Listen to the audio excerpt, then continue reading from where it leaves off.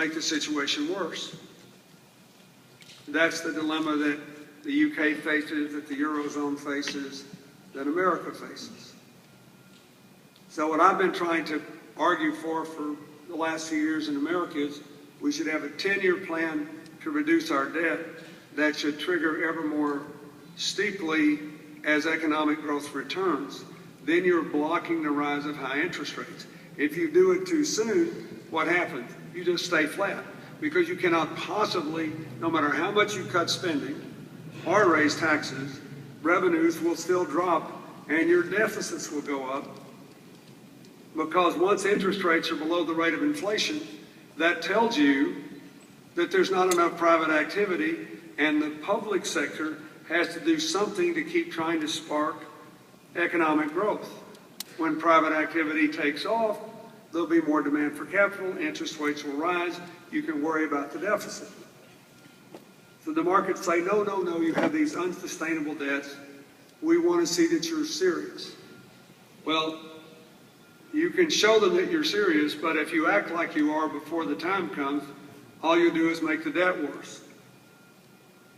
So this is a sort of challenging governmental decision that all of society has to be involved in. On the other hand, it's a great time to start a business if you can figure out what it's going to look like 5 years from now.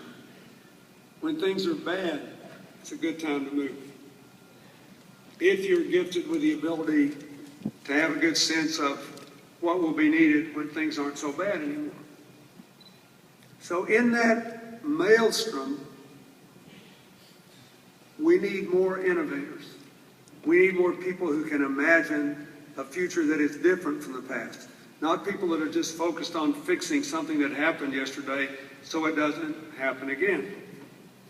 And I personally believe one of the great challenges, not only for government, but for big private economic organizations and for NGOs, is to figure out how to become constant innovators, how to become relentlessly future-focused, how to look at a situation that seems irreconcilable and just try something.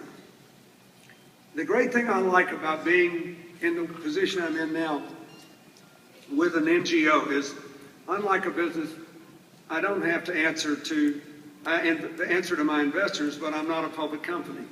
They don't expect me to run a profit. All I have to do is balance the books. Unlike a politician, which I was happily for nearly 30 years, if I screw up, I can say I did.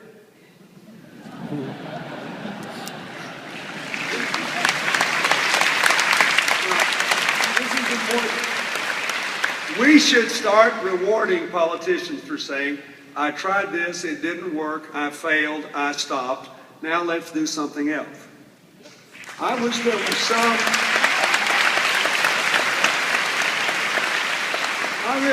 I wish one of these organizations that gives people awards would set up an award system